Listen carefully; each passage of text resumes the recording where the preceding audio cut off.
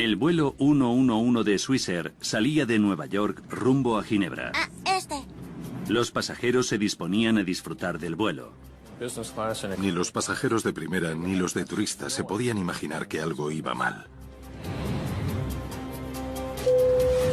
Cuando se cortó la electricidad en la cabina, parte del pasaje empezó a preocuparse. No hay nada de qué preocuparse. Vamos a aterrizar en breve. Pero en la cabina la cosa era diferente. Oí una alarma del sistema maestro de alerta, pero no tenía ni idea de qué podía significar. Los intentos del piloto por controlar el avión no funcionaban. Pocos eran conscientes de que les quedaban solo unos minutos de vida. Los desastres no ocurren sin más. Son provocados por una cadena de sucesos críticos. Revelaremos las pistas y repasaremos esos últimos segundos catastróficos. Segundos catastróficos. Fuego en la cabina.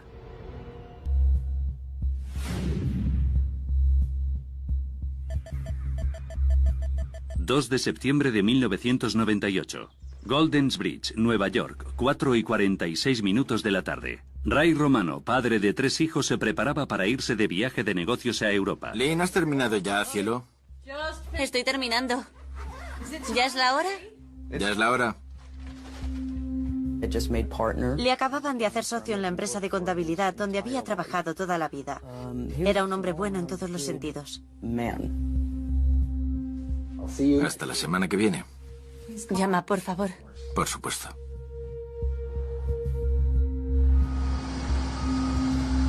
Siete y 45 minutos de la tarde, hora de la costa este, aeropuerto JFK de Nueva York.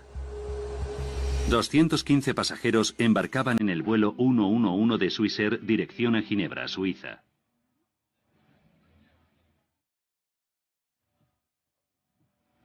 Te quiero. Ray Romano iba en la fila 9, cerca de la parte delantera del avión. ¿Tiene billete? No. ¿Se va a sentar contigo? Sí. Pues muy bien.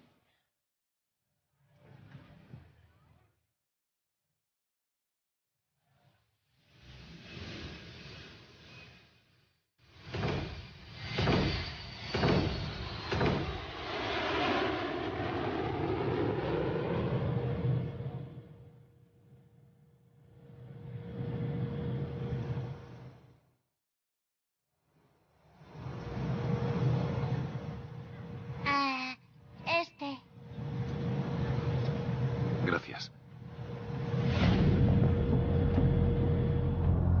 9:10 de la noche. A los 52 minutos de despegar, el vuelo 111 de Swissair se encontraba a 33.000 pies de la costa de Nueva Escocia, Canadá.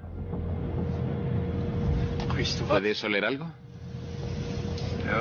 Huelo algo por aquí, pero no sé de dónde viene.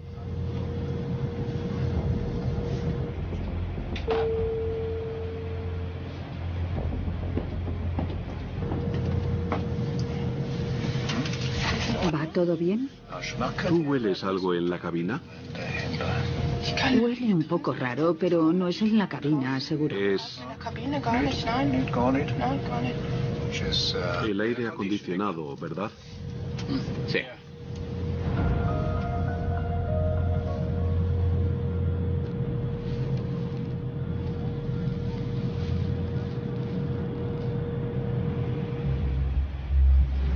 ¿Y si pintas el cohete? Voy a pintarlo de rosa y morado. Gracias, perfecto.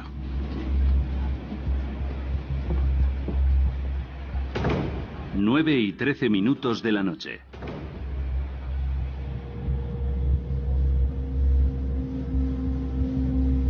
¿Tienes planes familiares? Vamos a salir a navegar al lago Zurich. Estupendo.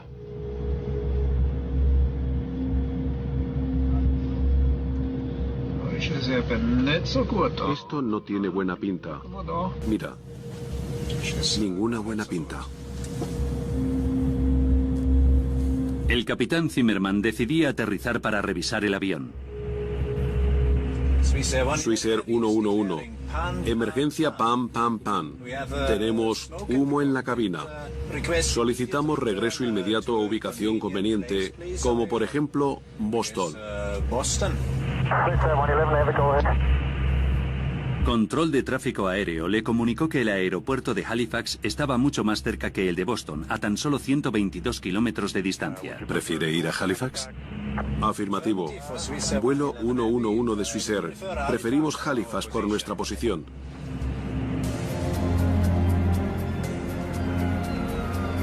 El aeropuerto se preparaba para un aterrizaje de emergencia. El humo había desaparecido.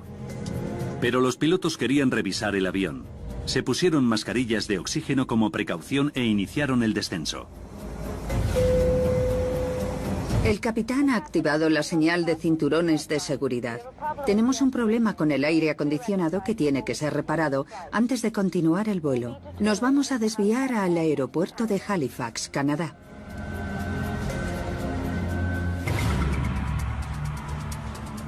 Centro de Tráfico de Control Aéreo de Moncton, Nuevo Brunswick. Miré rápidamente el radar para saber dónde estaba el avión y calculé que estaba a unos 20 minutos del aeropuerto. El trabajo de Bill Pickrell consistía en guiar el avión de forma segura hasta Halifax.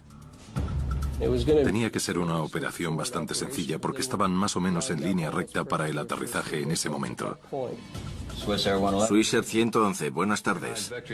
¿Vector de la pista 06 de Halifax? Sí, el vector 6 está bien. Repito, el vector 6 está bien. De acuerdo, se aproximan a la pista 06. 30 millas para el límite. Necesitamos más de 30 millas. 111, recibido. Giren a la izquierda hacia 0130. El avión estaba a demasiada altura para aterrizar en Halifax en la primera pista sugerida. Por lógica, a esa distancia del aeropuerto, el avión debía estar a 10.000 pies. Pero el avión estaba aproximadamente a 20.000 pies o un poco más. El avión serpenteaba en su descenso. Swissair 111, ¿me puede decir el número de personas que hay a bordo y la cantidad de combustible que queda? Recibido. Tenemos que descargar algo de combustible. ¿Podemos hacerlo en esta zona durante el descenso?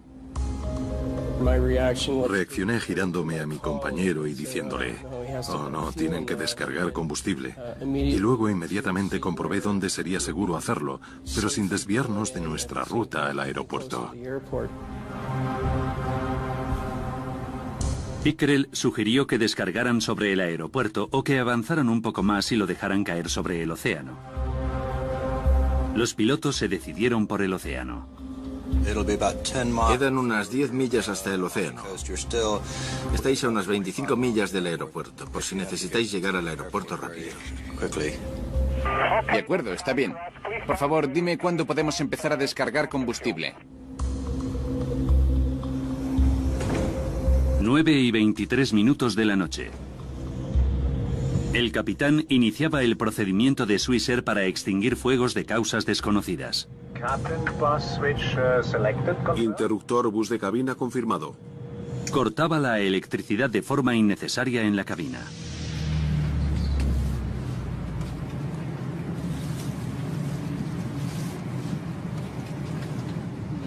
Perdone, ¿deberíamos preocuparnos?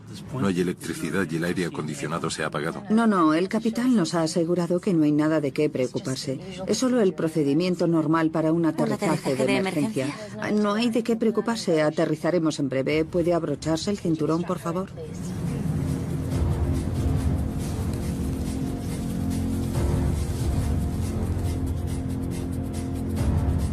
Nueve de la noche y 24 minutos.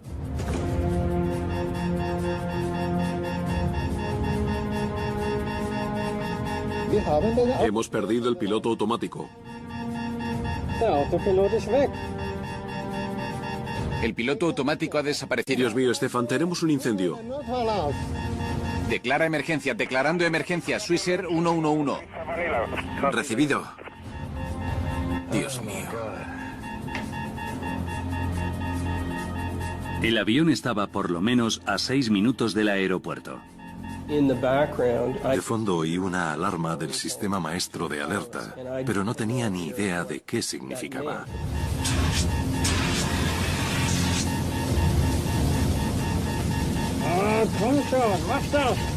Vuelo 111, vamos a empezar a descargar. Tenemos que aterrizar inmediatamente. Swissair 111, recibido.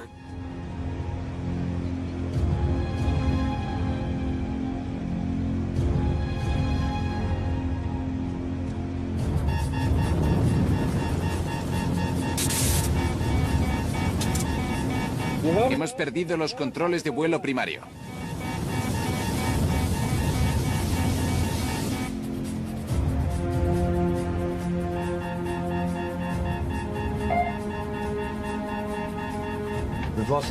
Hemos perdido el transponedor.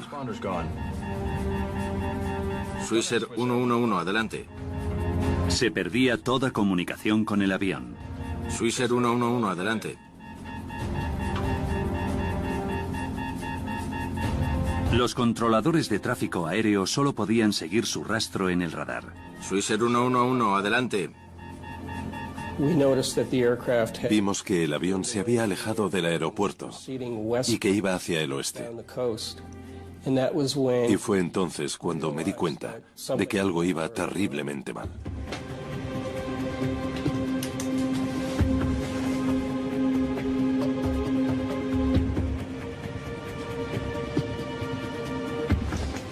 Dios.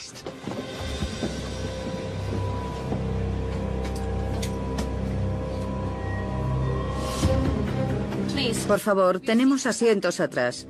Vayan allí. Mis compañeros les ayudarán.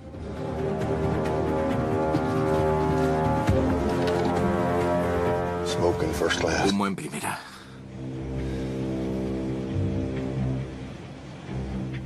Durante 6 minutos, Bill Pickrell observó la errática trayectoria del avión. Me sentí muy impotente porque no podía hacer nada para ayudarles. 9:30 de la noche.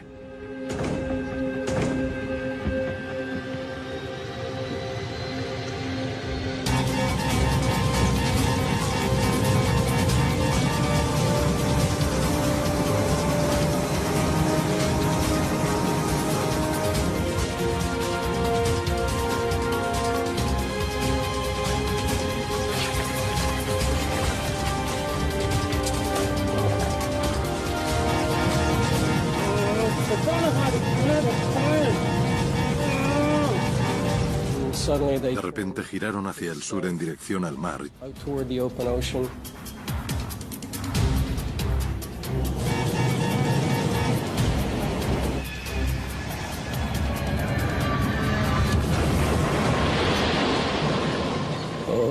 Y el avión desapareció. Dios mío, creo que lo hemos perdido. Creo que lo hemos perdido. Swissair 111, adelante. Swissair 111, adelante. Dios mío.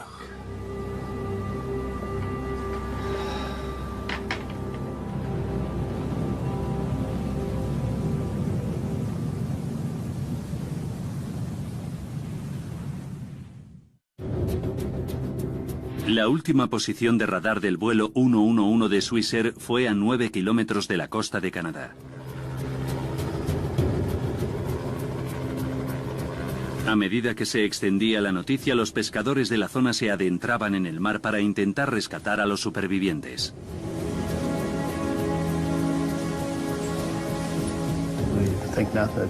En cuanto nos enteramos, nos subimos a nuestros barcos por la noche y fuimos a ayudar en todo lo que pudiéramos. Es lo natural. Wayne Manuel tardó 1 hora en llegar al lugar. Pude ver todos los barcos que habían ido y se podía oler el combustible del avión. Y cuando nos acercamos, pudimos ver también los escombros flotando.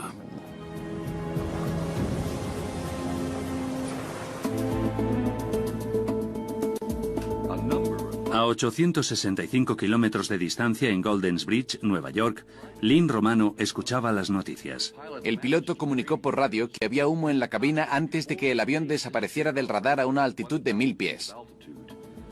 Intentó hacer un aterrizaje de emergencia en Halifax. Vi que había habido un accidente de avión y eso siempre me pone los pelos de punta. Así que me persigné porque quería rezar por esa gente, estuvieran vivos o muertos. Era un vuelo que iba de Nueva York a Ginebra. Tom, cuéntanos qué puedes ver y oír desde donde estás. Cuantas más noticias veía, más me daba cuenta de que era su vuelo. Toda la tarde han estado llegando vehículos de emergencia a la costa en espera de posibles supervivientes. Llamé a todos los números de teléfono de emergencia y les dije, su vuelo era 111 de Swissair y su asiento el 9F. Tengo toda la información aquí. Alguien tiene que confirmarme si iba en ese vuelo. ¿Ha sido el vuelo 111 de Swissair? Sabía que iba en ese avión.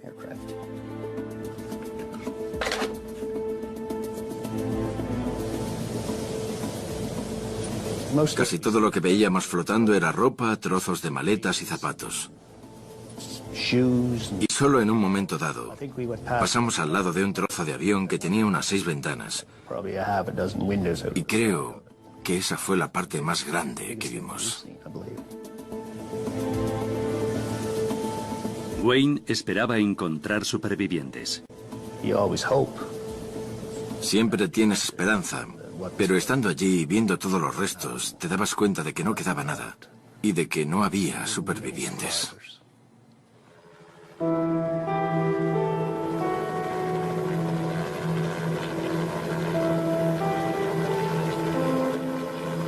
Las devastadoras noticias se confirmaban por la mañana temprano. Las 229 personas que viajaban a bordo del vuelo 111 de Swissair habían fallecido. Básicamente me dijeron que no había supervivientes y la verdad es que no recuerdo mucho más después de eso. Fue como si me sacaran el alma del cuerpo.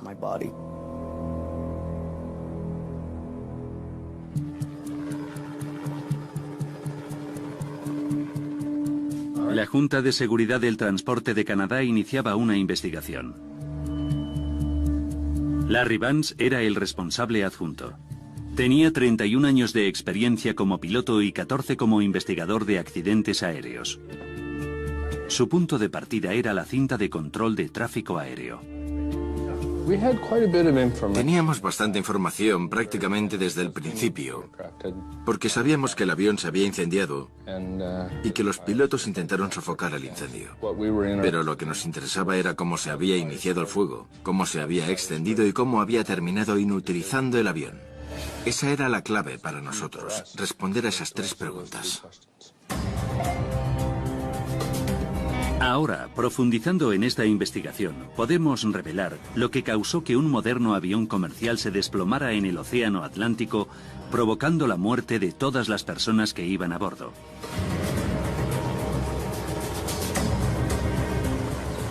Antes de que los investigadores pudieran determinar qué había provocado el fuego en el vuelo 111 de Swissair, debían recuperar los restos. Más de 20 agencias de Canadá, Estados Unidos y Europa ayudaron a esas tareas. Los efectos personales y los restos del avión se desperdigaban a lo largo de 200 kilómetros de línea de costa. Había restos humanos. Y eso es algo muy duro. Pero los teníamos que recoger y seguir con nuestro trabajo. Solo se encontró un cuerpo intacto.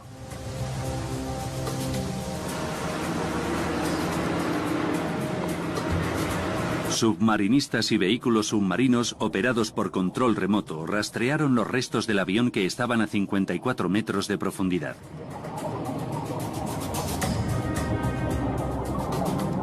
Era crítico para nosotros intentar recuperar las cajas negras, porque es donde está la información básica de lo que pasó en la cabina. Así que estábamos deseando encontrarlas.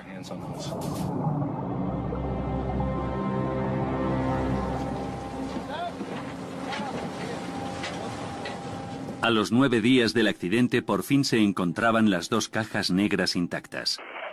¿Tenemos una lista de seguridad del humo de aire acondicionado? El equipo averiguaba que los pilotos primero olieron el humo y después lo vieron. Stefan, ese humo ha desaparecido. Pero al poco de desaparecer, volvió trayendo consigo fuego. Swisher 111, comprobando autorización para descarga de combustible.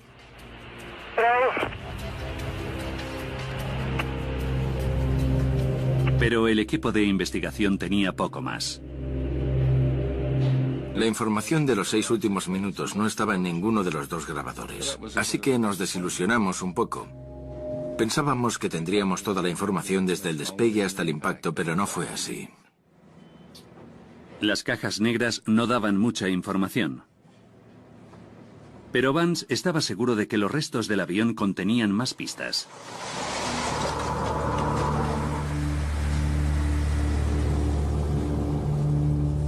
Tardaron meses en recuperar todos los restos y efectos personales.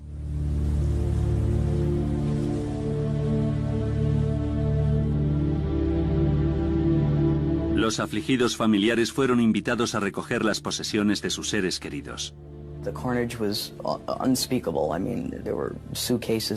Maletas que parecía que habían sido destrozadas por el diablo.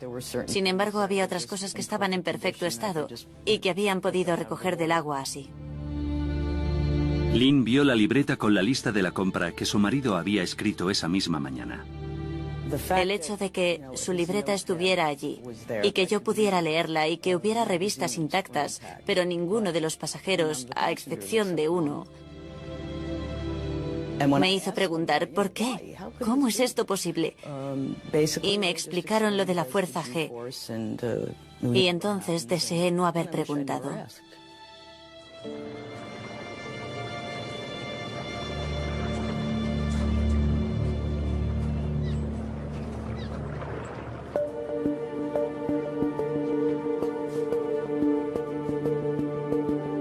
Finalmente pudieron recuperar el 98% del avión, pero en más de 2 millones de trozos. Pero la difícil tarea de encontrar pistas se complica todavía más cuando el avión cae no en tierra, sino en el mar. Se nos presentó una oportunidad única porque no se suele tener un fuego completamente desarrollado con 4 focos que se extingan de forma inmediata. Al instante. El fuego se preservó ese preciso momento. La prioridad del investigador era determinar dónde se había iniciado el fuego y qué lo había provocado. Don Enns era el investigador técnico jefe de la Junta de Seguridad del Transporte. Dirigió el grupo de incendios de la investigación. Las primeras partes que se identificaron como partes dañadas por el fuego eran o de la cabina, de la cocina o del compartimento de primera. Así que teníamos que estudiar esa parte. Al ver los restos del fuego de la parte frontal del avión, el equipo decidía que la mejor forma de entender qué había pasado era reconstruir los hechos. Como si de un puzzle de 5.000 piezas se tratara, los restos se fijaron laboriosamente a una enorme maqueta. Según íbamos encajando piezas, la imagen se iba haciendo más clara. Recuerdo que miré el techo de la cocina y vi todos los daños que había causado el fuego. Y supe que el origen del fuego estaba sobre la cocina. La reconstrucción mostraba que el fuego no se inició en la cocina sino sobre ella, no a la vista. En el techo que recorre todo el avión. Una zona que alberga el equipo electrónico, cableado, componentes de aire acondicionado y aislamiento. No había detectores de humo en el techo y no se exigía tampoco tenerlos. Los pasajeros no habrían tenido ni idea de lo que estaba ocurriendo hasta que se extendió el fuego por el techo, lo cual solo debió de ocurrir en la galería de primera clase, quizás en la zona de primera clase. En la parte de atrás del avión en clase business y en turista, nadie tendría ni idea de qué estaba pasando. Una mampara dividía el ático en 2 compartimentos con un pequeño túnel para el cableado. Analizando quién pudo oler el fuego y cuándo por las grabaciones de la caja negra... ¿Hueles algo en la cabina? En la cabina no, nada. Y analizando los daños que provocó el fuego en la reconstrucción, el equipo determinaba que el incendio se había originado en la parte delantera de la mampara, sobre el techo de la cabina, donde los pilotos pudieron percibir el olor casi de inmediato.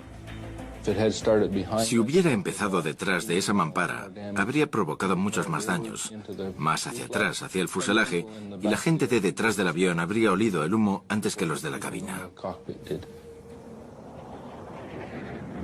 Ahora que sabían dónde había comenzado el fuego, tenían que averiguar cómo había empezado. Una de las cosas que estudiamos fue, evidentemente, si había indicios de alguna actividad criminal. Exhaustivos análisis de ciertos restos indicaban que sí. Muy al principio de la investigación vimos perdigones con forma de bola, unas pequeñas bolas. Había por todas partes, en los asientos, en el suelo, etc. Y pensamos, puede que alguien se pusiera a disparar.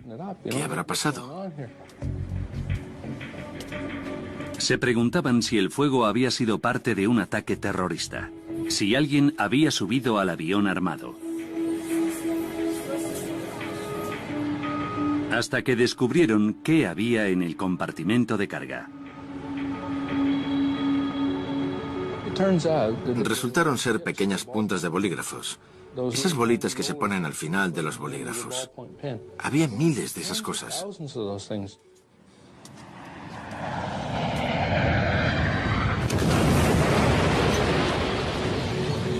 El avión chocó contra el mar con tal fuerza que las piezas de los bolígrafos salieron disparadas del compartimento de carga hacia la cabina de mando. Con la criminalidad descartada, Vance y su equipo tenían que plantearse otras posibles causas del incendio del vuelo 111 de Swissair. Sabíamos dónde había empezado el fuego. Sabíamos que había sido en el techo de la zona de la cabina. Y luego empezamos a analizar posibles fuentes de ignición por esa zona. Y lo único que se nos ocurría, lógicamente, era el cableado. El avión albergaba 250 kilómetros de cableado. 3.000 piezas se recuperaron del lugar del accidente.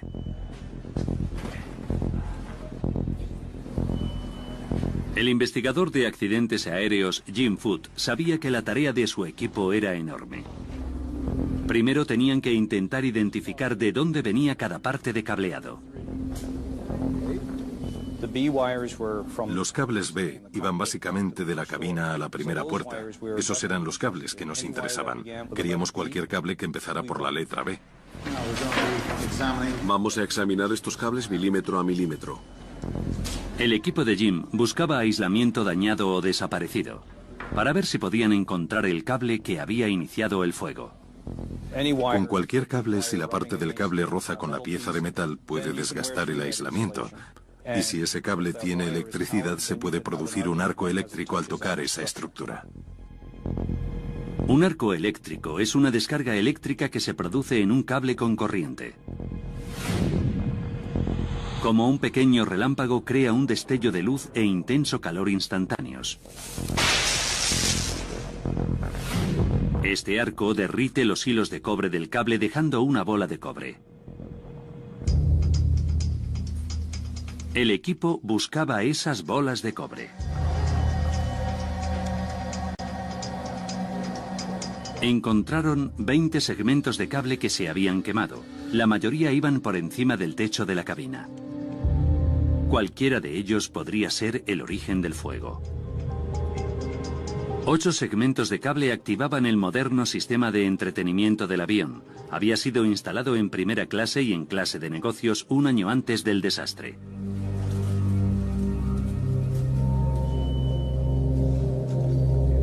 Pero a pesar de las exhaustivas pruebas, los investigadores no podían determinar qué arco eléctrico había causado el incendio. Estábamos muy desilusionados por todo el esfuerzo que habíamos hecho. A pesar de todo el material que habíamos recuperado, no conseguíamos saber cuál había sido el arco eléctrico principal.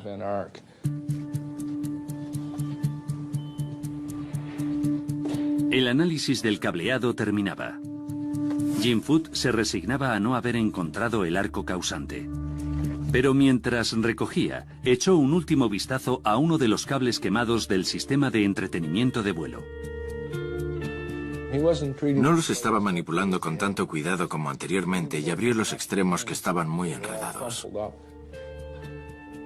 Empecé a desenredar los cables y, para mi sorpresa, encontré una segunda marca de arco en la misma cara que los otros que habíamos visto.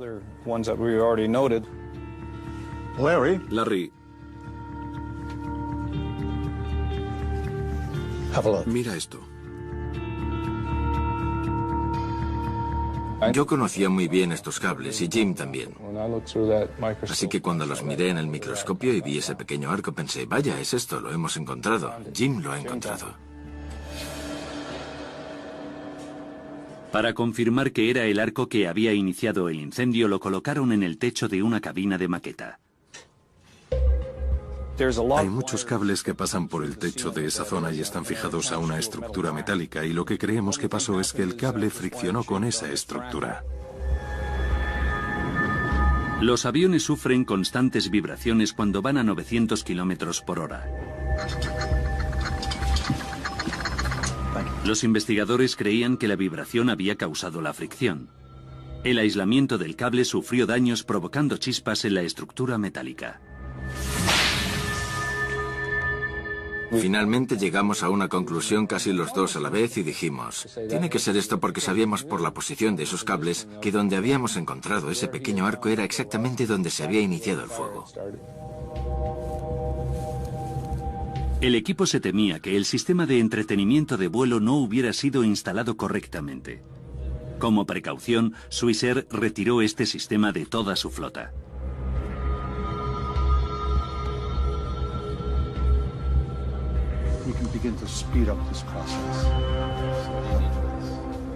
Los investigadores habían encontrado la causa del fuego del vuelo 111 de Swissair. Pero había más preguntas que querían responder. Sabían que los pilotos no pudieron evitar el fuego, pero necesitaban saber si pudieron haber evitado el accidente.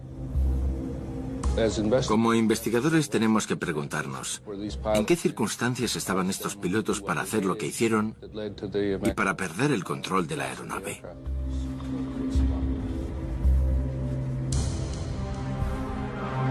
Vance y su equipo estudiaron las decisiones que tomaron los minutos antes del impacto.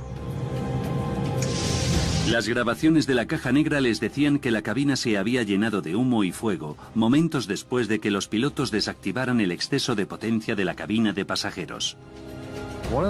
Una de las cosas que desactivaron fueron los ventiladores de redistribución que hay en la parte de atrás, y eso cambió todo el flujo de aire del fuego. Estos ventiladores estaban alejando las llamas de la zona de la cabina. Cuando los desactivaron, el fuego cambió de dirección. Fue inmediato, cambió de dirección rapidísimo. El fuego se extendió sobre la cabina haciendo arder el techo y deshabilitando sistemas aéreos fundamentales. Necesitaban todos los instrumentos aéreos que hay para controlar el avión, para pilotar el avión, para mantenerlo en el aire, para saber qué es arriba y qué es abajo. Y esos instrumentos empezaron a fallar, y todos a la vez.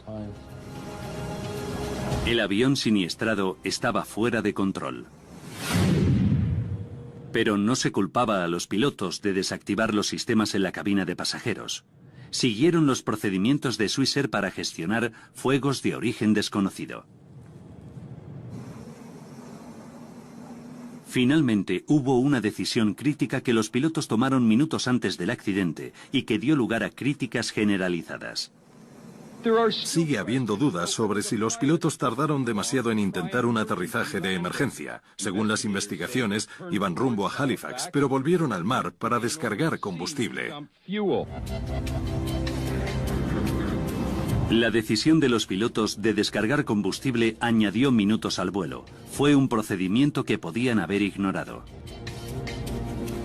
El equipo de investigación quería saber si esa desviación había costado la vida de las 229 personas que iban en el avión. Entonces, ¿cuál era la altitud inicial? 33.000 pies. Calcularon que para un acceso directo a Halifax, los pilotos debían haber iniciado su descenso en el momento que comunicaron la emergencia. Pero en ese momento no sabían que el aeropuerto de Halifax era una opción. Y lo que es más, un avión en perfectas condiciones habría necesitado 13 minutos para hacer el descenso. El suyo solo fue controlable durante 10. Cuando decidieron descargar combustible no podían ya haber llegado a Halifax. Iban a chocar en algún sitio. La decisión de descargar o no combustible no fue determinante en absoluto a la hora de tener el accidente mortal.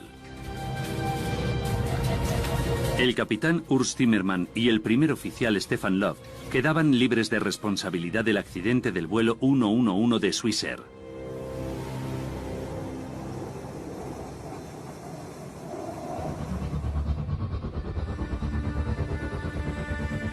El equipo de investigación consiguió reconstruir la parte frontal del avión. Pudieron determinar dónde comenzó el fuego y encontraron la chispa que lo inició. Pero sabían que una sola chispa no había derribado el avión. Para evitar futuros incendios, el equipo tenía que averiguar qué había ardido. La amenaza para el avión fue lo que alimentó el fuego. Una cantidad de material inflamable capaz de incendiar el avión. Eso era la verdadera amenaza.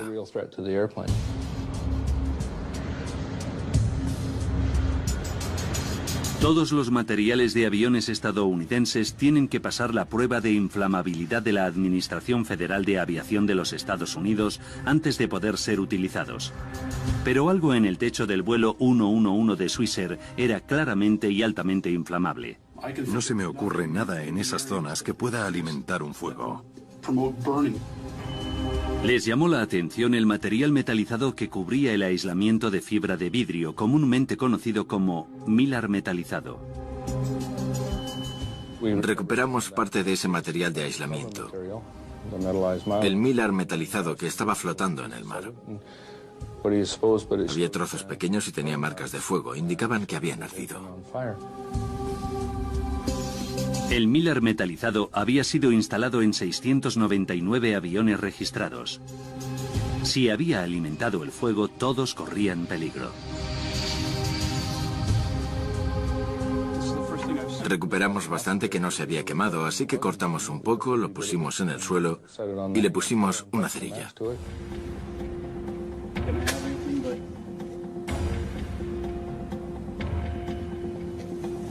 Dios mío, mirad eso. Es increíble. Y ardió muchísimo. Es muy inflamable y pensamos, Dios, este avión está lleno de eso. Vance estaba seguro de que el mylar metalizado había alimentado el fuego en el vuelo 111 de Swissair. De inmediato informó a las autoridades de aviación federales de los Estados Unidos. El mylar metalizado se había probado más de 10 años antes y se había aprobado su uso. Una de las cosas que hicimos fue revisar la historia de este mylar metalizado para ver si había sido un material peligroso anteriormente.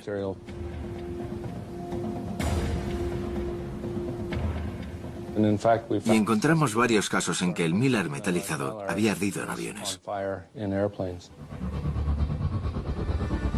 Como resultado de estos incendios previos, el fabricante de aviones McDonnell Douglas sugirió que el mylar metalizado debía ser retirado de todos los aviones. 4 años antes del accidente de Swissair, las autoridades de aviación estadounidenses habían vuelto a probar el mylar metalizado y habían descubierto que era inflamable, pero no lo prohibieron. Lo cierto es que ninguno de los accidentes había causado muertes. Si algunos de estos accidentes hubieran provocado víctimas mortales, si hubiera habido muertos, habrían reaccionado de otra manera. La Administración Federal de Aviación de los Estados Unidos tenía víctimas mortales ahora, 229. De nuevo probaron el mylar metalizado, pero ahora en supuestos de incendios de aviones mucho más realistas. No pasó la prueba. La Administración Federal dio a las compañías aéreas estadounidenses 4 años para retirarlo de sus aviones. Sabemos que lo conseguimos porque teníamos sangre en el agua. Había víctimas mortales y a la gente le preocupaba. Por eso escucharon nuestras advertencias y tomaron medidas. La investigación del vuelo 111 de Swissair fue la más larga que jamás ha llevado a cabo la Junta de Seguridad de Aviación canadiense. Tardaron 4 años y medio en terminarla. Utilizando la información que los investigadores recabaron, podemos ahora revelar de forma precisa qué ocurrió en el vuelo 11 de Swissair y a qué se enfrentaron los pilotos en los minutos antes del impacto. 21 minutos para el desastre. Un cable del techo del avión prendía fuego al milar metalizado. Los pilotos olieron algo extraño, pero creían que se trataba de un problema del aire acondicionado.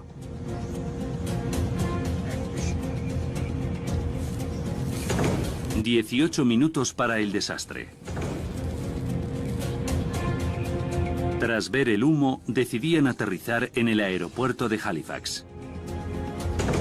16 minutos para el desastre. Los ventiladores de aire acondicionado cambiaban la dirección del fuego hacia la parte trasera del avión. Esto despejaba de humo la cabina. 11 minutos para el desastre. Mientras maniobraban para perder altura, los pilotos decidían descargar combustible sobre el océano. No sabían qué estaba ocurriendo en el techo del avión.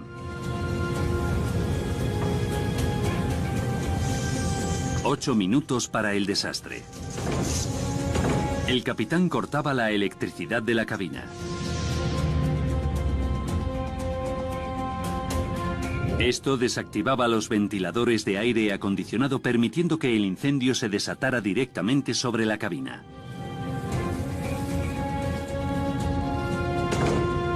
Siete minutos para el desastre.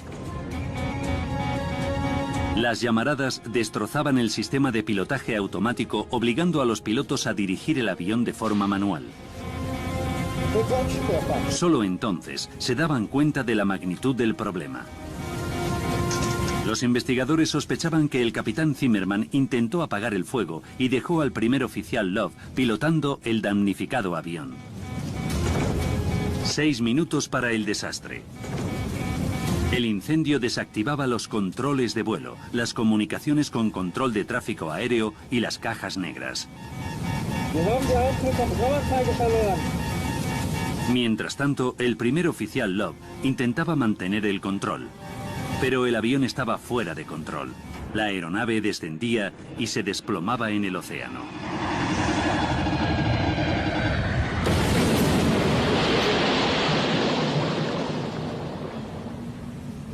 Las 229 personas que iban a bordo morían.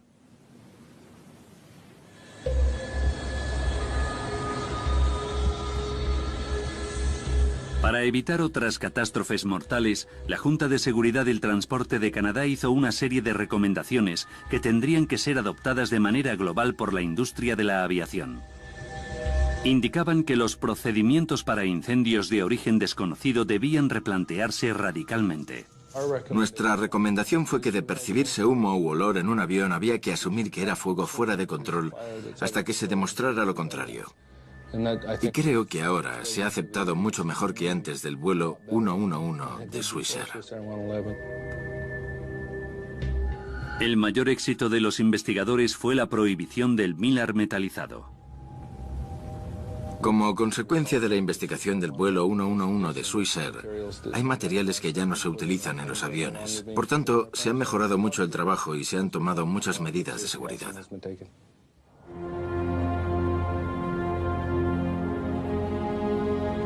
Mientras que el mylar metalizado ya no se usa en países occidentales, algunas compañías aéreas de países en desarrollo lo siguen utilizando y siguen suponiendo un peligro.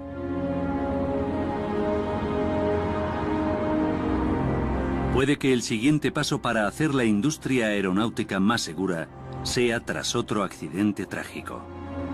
Tendrá que haber otro accidente que vuelva a llamar la atención de la gente y entonces diremos, ya os lo dijimos y no lo solucionasteis. Ahora será mejor que lo solucionéis para que no vuelva a pasar.